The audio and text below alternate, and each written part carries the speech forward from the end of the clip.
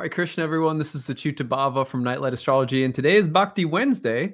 So we're going to continue looking at the Śrī Śikṣāṣṭakam, which is a famous prayer in the Bhakti yoga tradition that we have been looking at verse by verse. There's 8 total verses.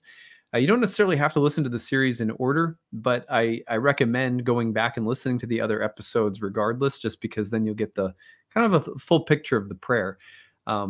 One of the things that's so unique about this prayer is this is an avatar of God, an incarnation of Krishna within the Bhakti tradition named Lord Chaitanya, who's actually praying this prayer. And that makes it unique because it's interesting to think about how God prays. One of the reasons that Lord Chaitanya incarnates in the Kali Yuga is also to teach people the importance of mantra meditation. So he's a really, really fascinating teacher. And this prayer is the one written thing that he left behind outside of, his teachings, which his disciples transmitted. So it's interesting to think about an avatar praying. It gives you the sense that prayer is something that even God enjoys, that even God participates in, and it's not just something that we do in order to get something or to deal with a problem. Anyway, so what I'm going to do is I'm going to chant the prayer. You can find the transcript of the prayer in the description of this video, along with a link to the musical edition that you hear me singing, in case you want to listen to someone who can actually sing. And I'm doing my best to get the chanting right, but I'm a work in progress, so please be patient with me, especially if you know Sanskrit and Bengali better than I do. Anyway, so here's the prayer. I'm going to chant it out loud, all 8 verses. And then today we're going to break down the 6th verse and do some reflecting on that verse in particular. So here's the Śrī Śikṣāṣṭakam. Cheto darpana marjanam bhava mahadavagni nirvapanam shreyaha kairava chandrika vitaranam Vidya vadu jivanam anandam buddhi vardhanam pratipadam purnamrita svadanam sarvatma snapanam param vijayate Shri Krishna sankirtanam nam namakari bahuda nija sarva shaktis tatra pita niyamita smarane nakalaha Etadrisi tava kripa bhagavan mamapi durdaivam idrisam ihajani nanuragaha trinadapi sunichena tarorapi sahisnuna amanina manadena kirtaniya sada hari nadadam najanam nasundarim Kavitam va jagarisha kamaye mama janmani janmani ishvare bhavatad bhaktira haituki tvai ayinandatanunja kinkaram patitam mam vishame bhavam buddho kripayata bapada pankaja shtitaduli sadrisam vichintaya nayanam galadashudaraya Vadanam gadgada rudaya gira Pulagir nichitam vapukada Tapanama grahane bhavishyati Yugyayatam nimishena Chakshusha pravrishayatam Shunyayatam jagat sarvam Govinda virdahe name Ashlishava pararatam pinashtumam Adarshanam marmahatam karotu va yata tata va vidahatu lampato mat prananatas sa eva na paraha. Hare Krishna, Krishna Krishna, Hare Hare, Hare Rama, Rama Rama, Hare Hare, Hare Krishna, Krishna Krishna, Hare Hare. Hare Rama, Rama Rama, Hare Hare, Hare Krishna, Krishna Krishna, Hare Hare, Hare Rama, Rama Rama, Hare Hare. Gaur Premanande, Hari Bol. So the 6th verse today. My dear Lord, when will my eyes be beautified by filling with tears that constantly glide down as I chant your holy name? When will my voice falter and all the hairs on my body stand erect in transcendental happiness as I chant your holy name?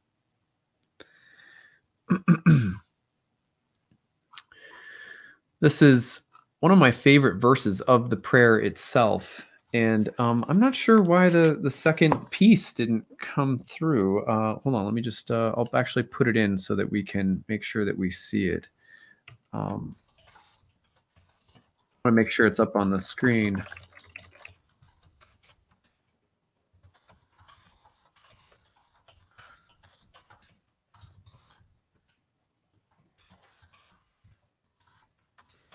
Here it is. This is the second piece of it right here. So I'll read it again and I'll go back through it. I'll put the verse on the screen. Sorry about that. My dear Lord, when will my eyes be beautified by filling with tears that constantly glide down as I chant your holy name? When will my voice falter and all the hairs on my body stand erect in transcendental happiness as I chant your holy name?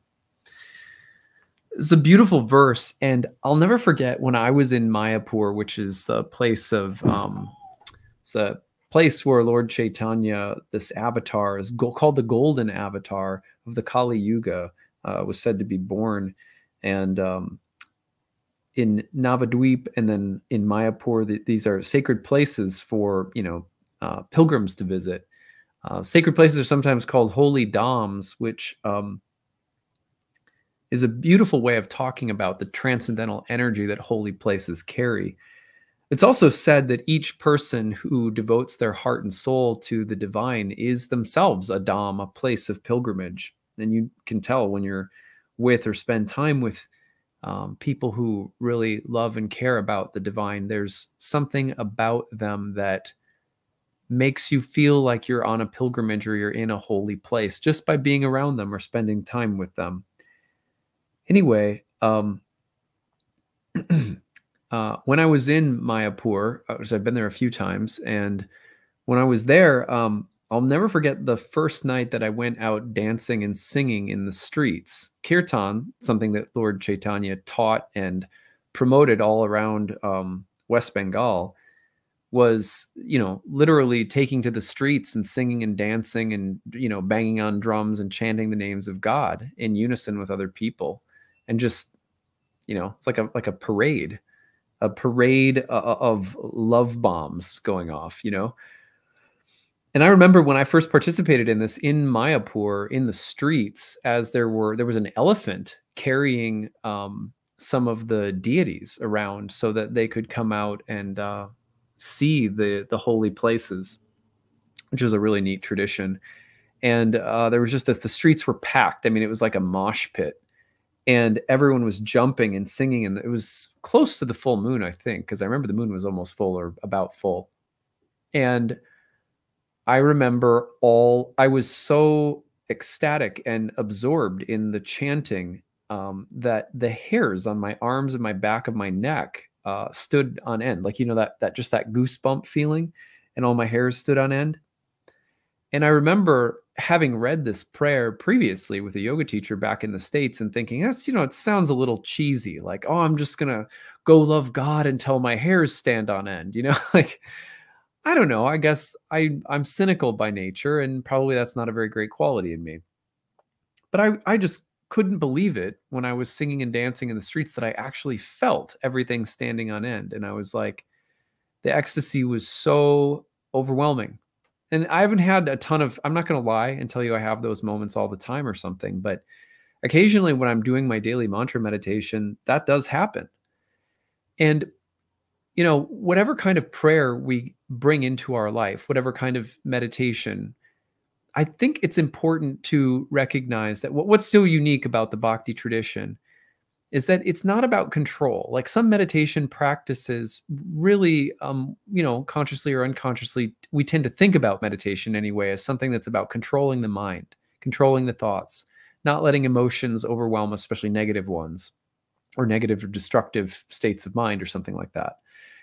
And there's a lot of emphasis placed on becoming more self-controlled, more disciplined. And all of that's good. Like mindfulness is very similar, becoming mindful of your actions, the way you do something, the tone of your voice. But this verse is about ecstasy. Let's read it again. My dear Lord, when will my eyes be beautified by filling with tears that constantly glide down as I chant your holy name? When will my voice falter and all the hairs on my body stand erect in transcendental happiness as I chant your holy name? We're talking about ecstatic love of God or of Source. We're not talking about just mindful, peaceful control. And I'm not nothing against those states either. Those are also but there's many different kinds of moods and emotions. Bhakti is really the science of spiritualizing every different kind of human emotion and experience that there is, mentally and emotionally. How do we start to see and feel God through different states? And this is important because I think for us to be truly happy in our lives, there has to be some spaces for spiritual ecstasy. Now, it can get a little, I grew up in the church and I am no stranger to Pentecostal holy roller stuff. I went to a Baptist college where there was praise and worship services on Sunday night, and people got down, people spoke in tongues, and people rolled around sometimes, and, danced. And I mean, I've seen that stuff in the Christian space, and sometimes it feels like a spectacle. It feels theatrical. It feels like people are saying, look at me, look at how powerfully possessed by spiritual ecstasy I am, and there's maybe the cynic in me again, being very judgmental. But even Jesus said, don't be like the hypocrites who pray out on the streets for everyone to see, talk to God in the private, in secret. But there is also this space in every religious and spiritual tradition on the planet, as far as I can tell, that is about entering into ecstasy, whether it's privately chanting or in prayer or through music or dance or rhythm. It's about feeling some kind of passionate, burning ecstasy. You could be crying. I've had this happen while chanting and in kirtans, where something is so powerful, you feel it so deeply. It evades categorization. It's just a feeling of connection to something that's in us and bigger than us. That's the littlest thing and the biggest thing all at once. And you feel it so intensely that you cry or you laugh or you're sad, but you're so happy that you're sad. It's difficult to describe. This verse seems to get at the heart of that here, and that what's so powerful about this verse, the thing that really gets me high, is understanding that this is God praying this prayer. That here is God in avatar form desiring that state. It's not, in other words, that state is not one about worship the supreme sky god with the, and then feel ecstatic because isn't the supreme sky god so great? There's something about this that even God wants to experience, this ecstasy of the transcendental, multidimensional divinity. And even God is like, yes, let's get in there together and sing and dance. This is it's like God is trying to take us into what, if God could say something, I imagine God saying in this verse through Lord Chaitanya praying this, I love this. Who I am at my core is a group of people or two lovers or friends getting together and feeling ecstatic joy and happiness and connection.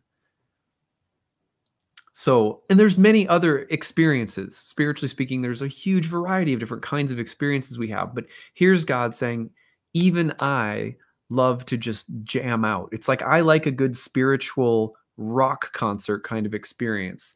I'm a hair band from the 80s with an anthem rock song that, just waiting to grip your soul. Step into it. And of course, there's peace, there's quiet, there's control, there's silence. Krishna in the Bhagavad Gita says that I am too many different qualities to list because I'm everything. But I love that in this prayer, there is the intense desire to join in ecstasy with God. And we have to make sure we bring that into our lives, because real joy comes from our ability to tap into that kind of joy. The ability to laugh really deep from your heart. It comes from whether or not you're able to find spiritual laughter maybe in little places. It doesn't have to be, the big, like, dancing in the streets with elephants or whatever. I'm just saying, So where do we find that? And I hope that you'll find that in whatever way that you try to connect with the divine every day. And it should be every day, because every day that we practice something spiritually, trying to connect to our divine source, every day that we do that. And for me, it's mantra meditation. That's it. But in these holy names that Lord Chaitanya is actually talking about, that I chant. If you go back, there's a video where I explain the very mantra meditation practice that I perform in the Bhakti videos, called Easy Practices of Surrender Mantra Meditation. Take it up, check it out, try it for yourself. See what it's like. I've heard many emails from people who've taken it up after doing that video, and they'll email me being like, I was sobbing. And the best kind of sobbing. But we need a little bit of that. We need a little holy roller. And not in some huge hierarchical differentiation between ourselves and God, falling over and worshiping the Supreme.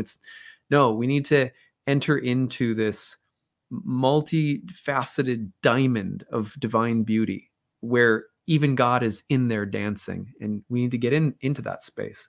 So I hope that you feel that encouragement, and that you're able to find a little bit of that transcendental bliss, because it really helps in every area of our life when you can see it spill over and help you in so many different ways. All right, well, that's what I've got for today, the 6th verse of the Śrī Śikṣāṣṭakam. We will return next week for the 7th. Happy Bhakti Wednesday. I hope you're all doing well. Hare Krishna.